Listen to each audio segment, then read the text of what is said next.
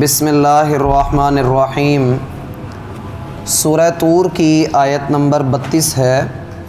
اللہ تعالیٰ کا فرمان ہے ام تأمرہم، کیا ان کو حکم دیتی ہیں احلامہم، ان کی عقلیں بہذا، اسی بات کا، ام ہم، یا وہ قوم طاغون، لوگ ہی سرکش ہیں۔ احباب گرامی، اس رکوع کا آغاز اس بات سے کیا گیا کہ آپ اپنے رب کے دین کا کام کریے، کیونکہ اس کی رحمت سے، اس کے فضل سے، اس کی نعمت سے نہ تو آپ نجومی ہیں نہ آپ دیوانے ہیں۔ یا مشرکین مکہ آپ کو شاعر کہتے ہیں، جب کہ شاعر حضرات ایسی زبردست دلیلیں پیش نہیں کر سکتے۔ ام یقولون شاعر نتربص بہ ریب المنون، یا وہ آپ کے لیے دنیا کی کسی بڑی مصیبت کا، آپ کے مرنے کا انتظار کر رہے ہیں، تو پھر آپ ان سے کہہ دیجئے کہ ٹھیک ہے، تم بھی انتظار کرو اور میں بھی انتظار کرتا ہوں، پھر انجام کے اعتبار سے دیکھ لیں گے کہ کون اچھائی میں گیا اور کسے اللہ کے عذاب سے دوچار کیا گیا۔ میں نے عرض کیا تھا کہ یہاں اس رکوع میں اللہ رب العالمین کفار کے 15 اعتراضات کا ذکر کریں گے، اور ساتھ ہی ان 15 کے 15 اعتراضات کا جواب بھی دیا جائے گا۔ اب بات ہے ام تأمرہم احلامہم بہذا، کیا ان کی عقلیں انہیں اس کام کا حکم دیتی ہیں؟ اس میں چند چیزیں سمجھنے کی ہیں۔ پہلی یہ کہ مشرکین مکہ اپنے آپ کو دنیا بھر کے لوگوں سے افضل سمجھا کرتے تھے۔ کس بنا پر؟ ایک تو اس لیے کہ ہمارے پاس اللہ کا گھر ہے، جس کی طرف سارے لوگ بالآخر سال میں ایک دفعہ حج کرنے کے لیے تو آتے ہی آتے ہیں، اور اگر ہم مکہ سے باہر کہیں چلے جائیں تو لوگ ہماری عزت کرتے ہیں، ہم پر ڈاکہ نہیں ڈالتے، ہمارا سامان ہاتھوں ہاتھ خریدتے ہیں، ہمیں مناسب دام لگا کر، اچھا ریٹ لگا کر ہمیں چیز بیچتے بھی ہیں، یعنی ہم جب سیل کرتے ہیں تو ہماری اچھی خاصی سیل ہوتی ہے، اور جب ہم خریدتے ہیں تو مہنگی مہنگی چیزیں بیت اللہ کی وجہ سے ہمیں سستی مل جاتی ہیں۔ تو یہ ان کی سوچ اور فکر تھی کہ ہم افضل ہیں، ہمارے پاس عقل زیادہ ہے، اور جس کے پاس سب سے زیادہ عقل تھی اسے وہ کہا کرتے تھے یہ تو ہمارا باپ ہے، عقل مندوں کا باپ ہے، ابو الحکم ہے۔ اس کا نام تھا عمر بن ہشام، جس کو ہماری تاریخ نے، ہماری شریعت نے ابو جہل کہا، جس کو ابو جہل کہا اس کا اصل نام عمر بن ہشام تھا۔ تو لوگ اس کو ابو الحکم کہتے تھے کہ اس کے پاس بہت عقل ہے، کہ اس کا تجربہ اچھا ہے، اس نے سفر بہت کیے ہیں، یہ لوگوں کے ساتھ بہت بیٹھا ہے، اور اس نے دھوپ میں بال سفید نہیں کیے ہیں۔ تو لوگ ایک تو اس بنا پر کہ ہم بہت زیادہ عقل والے ہیں، وہ یہ بات کیا کرتے تھے کہ محمد الرسول اللہ صلی اللہ علیہ وآلہ وسلم معاذ اللہ یہ شاعر ہے، یہ دیوانہ ہے، یہ نجومی ہے۔ تو اللہ تعالیٰ نے سوال کر لیا ام تأمرہم احلامہم بہذا، کیا یہ بات کہ محمد الرسول اللہ کو ایک جگہ پر، ایک علاقے میں بیٹھ کر کچھ افراد کہتے ہیں یہ شاعر ہے، کچھ کہتے ہیں یہ نجومی ہے، کچھ کہتے ہیں یہ دیوانہ ہے، کچھ کہتے ہیں یہ جادوگر ہے، اب سوچو کہ یہ چاروں چیزیں آپس میں کتنی متضاد ہیں۔ تو اگر یہ واقعی عقل والے ہیں تو کیا ان کی عقلیں اتنی فضول ہیں کہ عقل کے ساتھ بات ہی نہیں کر رہے؟ سمجھ رہے ہیں بات کو؟ ایک کاہن ہے، نجومی ہے، تو نجومی ہونے کے لیے ذہانت تو چاہیے، ذہین ہونا چاہیے، بندے کے پاس ستاروں کی چال کا علم ہونا چاہیے۔ چلو مان لیا کہ تم اس کو نجومی کہہ رہے ہو، لیکن اگلی ہی بات میں تم کہتے ہو یہ تو دیوانہ ہے۔ دیوانے کے پاس ذہانت کہاں سے آ گئی؟ اور پھر جیسے تم اسے دیوانہ کہتے ہو، ساتھ ہی کہہ دیتے ہو نہیں جی یہ تو شاعر ہے۔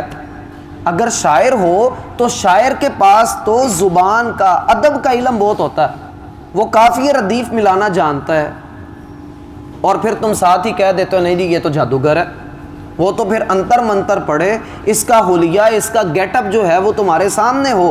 اور آج تک دنیا کی تاریخ میں کسی شاعر کی، کسی نجومی کی، کسی دیوانے کی یا کسی بھی جو ہے وہ نجومی کی اتنی مخالفت نہیں کی گئی جتنی رسول اللہ صلی اللہ علیہ وآلہ وسلم کی کر رہے تھے، کیونکہ معاشرے میں ان لوگوں کی کوئی اہمیت ہی نہیں ہوتی۔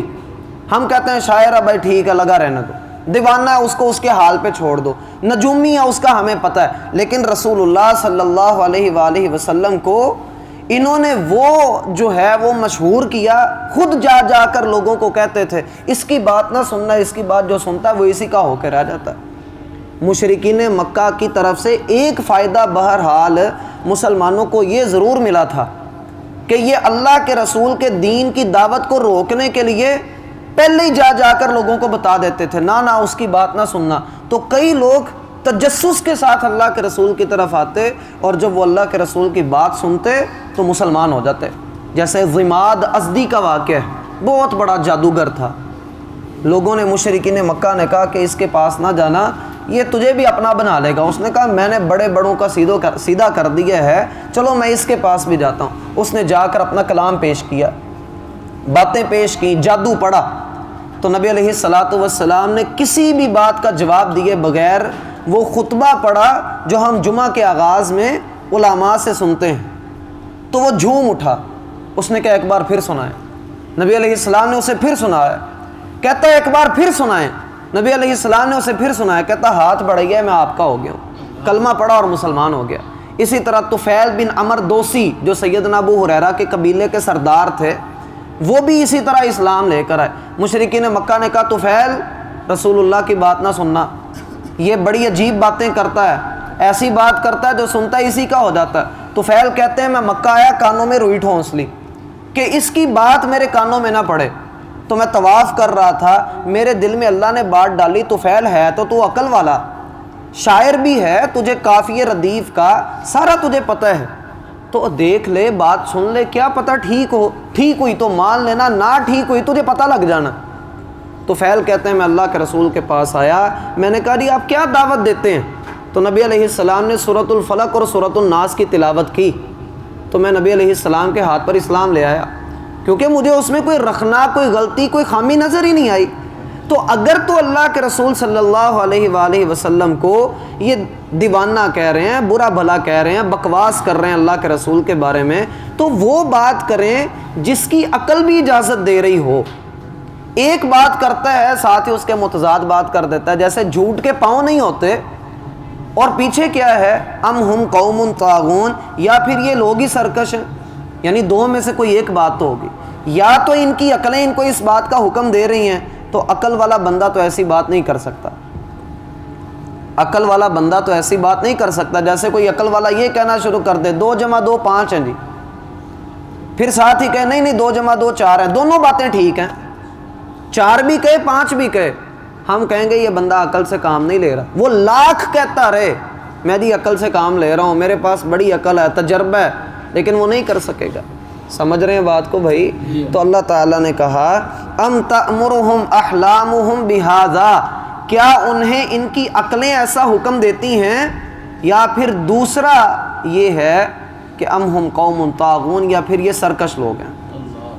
اور یہی حقیقت ہے کہ ان کے دل نہیں جھٹلاتے تھے۔ قرآن نے ایک لفظ استعمال کیا ہے جہد کا، جو قرآن میں یوں آتا ہے یجحدون۔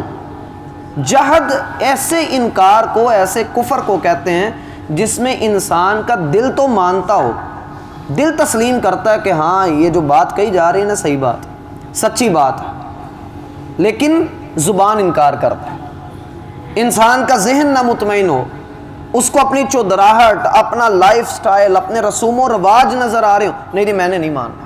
کیوں نہیں ماننا؟ باقی جو نہیں مان رہے، تیرے ساتھ ہے کون ہے؟ جب ہرقل کا دربار تھا نا، تو اللہ کے رسول صلی اللہ علیہ وآلہ وسلم کی نبوت کا اعلان وہاں تک پہنچا، خبر وہاں تک پہنچ گئی۔ تو ہرقل نے ابو سفیان رضی اللہ عنہ کو بلایا جو وہاں موجود تھے، ابھی اسلام نہیں لائے تھے۔ تو ابو سفیان رضی اللہ عنہ سے اس نے کچھ سوال کیے اس میں ایک سوال یہ بھی تھا، اچھا یہ بتاؤ کہ محمد صلی اللہ علیہ وآلہ وسلم یہ جو اپنی نبوت کا دعویٰ کرتا ہے، اس پر ایمان کون لایا ہے؟ بڑے لوگ ایمان لائے ہیں یا غریب لوگ ایمان لائے ہیں؟ تو ابو سفیان نے کہا ہمارے معاشرے کے کمزور افراد اس پر ایمان لائے ہیں۔ اور بھی اس نے کئی سوال کیے، تو اس نے سارا تجزیہ کر کے جو بات کی، اس نے کہا کہ دیکھو جتنے بھی نبی اللہ نے بھیجے ہیں ان سب کا آغاز کمزور لوگوں سے ہی ہوا ہے، کمزور لوگ ہی ان کے اوپر سب سے پہلے ایمان لے کر آئے ہیں۔ تو ام ہم قوم طاغون، یا یہ لوگ ہی سرکش ہیں؟ تو یہ جو ابو جہل لوگوں کا ٹولہ تھا، یہ جو پارٹی تھی، یہ اللہ کے رسول صلی اللہ علیہ وآلہ وسلم کا قرآن راتوں کو چھپ چھپ کر سنتے بھی تھے، بلکہ ایک رات تو آمنا سامنا بھی ہو گیا اور شرمندہ ہو کر اپنے گھروں کو چلے گئے، کسی نے کسی کو کچھ نہیں کہا، پتہ سبھی کو تھا کہ باتیں سچی ہو رہی ہیں۔ لیکن جو کرسی چھننے کی جو ہے وہ لالچ ہوتی ہے نا، وہ انسان کو، جیسے ہمارے ملک کے حالات بنے ہوئے ہیں، کوئی بھی اپنی کرسی چھوڑنے کو تیار نہیں، دکاندار اپنی کرسی چھوڑنے کو تیار نہیں ہے، جبکہ اللہ کہتا ہے ان یشاء یذھبکم ویاتی بخلق جدید، اللہ چاہے تو اللہ تجھے لے جائے، تجھے مٹا دے، اللہ تیری جگہ اللہ اور نئے وارث پیدا کر دے۔ میں کون سا یہاں ہمیشہ بیٹھا تھا، اللہ نے بٹھا دیا، جب چاہے اللہ اٹھا دے۔ اگر انسان ایسے جی لگانا شروع کر دینا تو پھر یہ سرکشی سامنے آتی ہے، بندے کی تکبر آ جاتا ہے بندے کے اندر۔ تو ان چیزوں سے پرہیز کریے کہ میرا وہی ہے جو میں نے اللہ کے راستے میں دے دیا، ورنہ میرا کچھ نہیں ہے۔ میں آج دنیا سے چلا جاؤں، میرے پیچھے سنبھالنے والوں کی لائن لگی ہوئی ہے، بیسیوں لوگ ہیں جو میری جگہ آ کر سنبھال لیں گے اور مجھ سے بہتر کام کر لیں گے۔ تو میں جس دھوکے کا شکار ہوں، اللہ اس کے بارے میں مجھے قرآن میں متنبع کرتا ہے کہ دنیا کی زندگی تمہیں دھوکے میں نہ ڈال دے۔ پھر آگے اللہ نے کہا، پڑھیے، ام یقولون، یا وہ کہتے ہیں، تقولہ، اس نے خود ہی گھڑ لیا ہے، بل لا یؤمنون، بلکہ وہ ایمان نہیں لاتے، فلیاتوا، تو چاہیے کہ وہ لے آئیں، بحدیث مثلہ، اس جیسی ہی ایک اور بات، ان کانوا صادقین، اگر وہ سچے ہیں۔ اب یہ بات اللہ تعالیٰ نے انسان کی عقل کے لیول کی بات کی ہے، انسان کی جو عقل ہے وہ اس کے لیول پر اللہ تعالیٰ نے بات کی ہے کہ ایک طرف یہ کہتے ہیں کہ محمد الرسول اللہ صلی اللہ علیہ وآلہ وسلم نے اس قرآن کو خود گھڑا ہے، خود بنایا ہے، تو ٹھیک ہے مان لیتے ہیں، مان لیا کہ خود بنایا، لیکن اللہ تعالیٰ نے چیلنج کرنے سے پہلے اس کا جواب اس رخ سے دیا، بل لا یؤمنون، بلکہ یہ لوگ ایمان نہیں لاتے۔ دیکھو اگر تو اللہ کے رسول نے یہ کلام خود گھڑا ہے تو پھر تم بھی تو عربی بولتے ہو، تم بھی اس جیسی بات لے آؤ۔ اصل مسئلہ پیچھے یہ ہے کہ تم اس قرآن کی مثال پیش نہیں کر سکتے، تمہارا ایمان نہیں ہے۔ سوچو کہ ایک آدمی جس کے بارے میں تم اس کی 40 سال کی عمر کو دیکھتے ہو تو تم کہتے ہو اس سے بڑا سچا مکے میں کوئی نہیں، اس سے بڑھ کر امانت والا صادق امین بندہ کوئی نہیں، کردار کی گواہی تم دے رہے ہو۔ جب اللہ کے رسول حجر اسود کا جب مسئلہ بنا نا کہ وہ اس کو نصب کرنا ہے، تو مشرکین مکہ نے کہا جو کوئی کل سب سے پہلے حرم کے اندر داخل ہوگا، مطاف میں آئے گا نا، وہی اس پتھر کو اٹھا کر اس کی جگہ پر نصب کرے گا۔ تو جب اللہ کے رسول آئے نا تو لوگوں نے کہا وہ دیکھو صادق اور امین آ گئے، وہ دیکھو ابھی اللہ کے رسول کو نبوت نہیں ملی تھی۔ یہ اس وقت کا واقعہ جب اللہ کے رسول کو بھی نبوت نہیں ملی تھی، اور مشرکین مکہ نے کہا کہ دیکھو صادق اور امین آ گئے، دیکھو سب سے معتبر آدمی آ گیا۔ تو جو آدمی جس نے اپنی 40 سالہ زندگی میں نبوت سے پہلے کبھی کسی انسان کے اوپر جھوٹ نہیں باندھا، تہمت نہیں لگائی، معاذ اللہ وہ اللہ کے بارے میں ایسی بات کرے گا، وہ اللہ کے بارے میں کوئی جھوٹی بات کر دے گا؟ تو یہ محال چیز تھی، اور بالفرض اگر ایسا ہوتا تو پھر تم بھی بنا لیتے، تم بھی اس جیسا کلام پیش کر لیتے۔ روایات میں آتا ہے کہ قرآن پاک کا جو لکھا ہوا کچھ حصہ تھا نا، وہ خانہ کعبہ کی دیواروں کے ساتھ لٹکایا گیا تھا اس دور میں، مکی زندگی میں، اور ساتھ ہی اس وقت کے جو بڑے بڑے شاعر تھے نا جس کو وہ ایوارڈ دیتے تھے، اس کا کلام بھی وہاں پر لٹکا ہوا ہوتا تھا۔ تو روایات میں آتا ہے کہ قرآن پاک کی صورت وہاں پر لٹکی رہی اور آہستہ آہستہ وہ سارے جو ہے نا وہ لاجواب ہو کر اپنے اپنے پرچے اتارتے گئے. فلاں کی غزل اتر گئی، فلاں کی نظم اتر گئی، فلاں کا شعر اتر گیا، وہ سارے اترتے گئے. حتیٰ کہ ایک عورت کا بھائی تھا، میرے ذہن میں بھی اس کا نام نہیں، بہت بڑا شاعر تھا، بہت بڑا شاعر تھا، اس کا شعر وہاں پر لگا رہ گیا. تو جب قرآن کی آیت اتری یا ارض ابلعی ما یا ارض ابلعی اس طرح کا لفظ ہے، یا سماء اقلعی، یہ سورہ نوح کی آیت ہے کہ جب یہ آیت اتری تو اس کے لفظ بڑے شاندار ہیں. وقیل یا ارض ابلعی ماءکی و یا سماء اقلعی، یہ لفظ ہیں. وقیل یا ارض ابلعی ماءکی و یا سماء اقلعی، کہ اللہ نے زمین کو کہا اپنا پانی پی جا اور آسمان سے کہا کہ تو تھم جا، لیکن اللہ نے اس کے لیے لفظ ایسے شاندار استعمال کیے کہ اس عورت نے آ کر اپنے بھائی کا شعر بھی اتار کر پھاڑ دیا اور کہا ہم قرآن کی نظیر نہیں پیش کر سکتے، ہم نہیں لا سکتے اس کے جیسا. حتیٰ کہ اللہ نے قرآن میں کہا کہ ایک سورت ہی لے آؤ، بھلے سورہ کوثر جیسی کوئی سورہ کوثر بنا لاؤ، لیکن نہیں لا سکے. تو اللہ نے کہا فَلْيَأْتُوا بِحَدِيثٍ مِثْلِهِ. ایک طرف عقل والے بنے پھرتے ہیں اور اللہ کے رسول کے بارے میں کہتے ہیں اس نے خود گھڑ لیا ہے. تو عقل کا تقاضا یہ ہے کہ یہ خود اس جیسا ایک کلام پیش کر دیں. اگر یہ واقعی سچے ہیں تو سچے تو تھے نہیں، دل تسلیم کرتے تھے اور زبان جو ہے وہ انکار کرتی تھی، جس کی وجہ سے اللہ تعالیٰ کے ہاں یہ ذلیل ہو کر رہ گئے. اللہ ہمیں سمجھنے کی توفیق دے. اور یہ وہ اصل ہمارا فخر ہے کہ جس کا ہم جتنا بھی اللہ کے سامنے شکر ادا کریں وہ کم. اس کو پڑھ لیجیے. ام تأمرهم احلامهم بهذا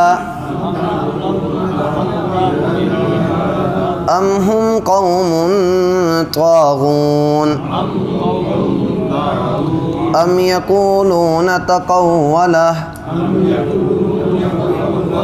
بل لا يؤمنون فَلْيَأْتُوا بِحَدِيثٍ مِثْلِهِ إِن كَانُوا صَادِقِينَ. بھائی اس سورت کی 20 آیتیں یاد کرنی تھیں، کس نے کی ہیں؟ کیوں بھائی؟ اللہ کے بندو تھوڑی تھوڑی یاد کر لو اس کو، یہ اچھی چیز ہوتی ہے انشاءاللہ، نقصان نہیں کرے گی آپ کا کوئی بھی.